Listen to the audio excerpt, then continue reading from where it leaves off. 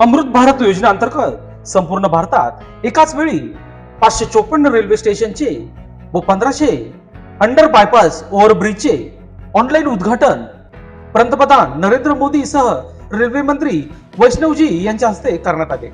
यावेळी भुसावळ डिव्हिजन आरबीत गुडगेसह नांदगाव रेल्वे स्टेशन पाटील यांनी स्वागत केले। कार्यक्रमाचे प्रमुख पाहुणे आरोग्य मंत्री डॉक्टर भारती पवार यांचे स्वीय सहाय्यक प्रवीण रोंदळ, भारतीय जनता पार्टी जिल्हा सरचिटणीस संजय सानप, केंद्रीय रेल्वे समिती मुस्ताक शेख, बाबाजी शिरसाट, निशांत बोडके, नांदगाव तहसीलदार सैंदाने, पोलीस निरीक्षक प्रीतम चौधरी, ज्येष्ठ नेत्या ॲडव्होकेट जयश्री दोंड, उत्तर महाराष्ट्र व्यापारी अध्यक्ष दत्तराज छाजेड, सागर फाटे, तालुका अध्यक्ष पारग सागर फाटे, वामन पोद्दार, मेजर जगन्नाथ साळुंके, सुमित सोनोने हे मान्यवर स्टेजवर उपस्थित होते।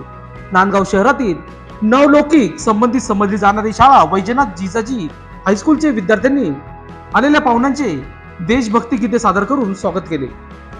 रेल्वे कर्मचारी RN गरुड, सूर्यवंशी, संतोष पेटणकर, शरद जाधव, उत्तम गौतमे, तुषार पांडे यांनी परिश्रम घेतले। कार्यक्रमाचे सूत्रसंचालन प्रियंका पाटील यांनी केले।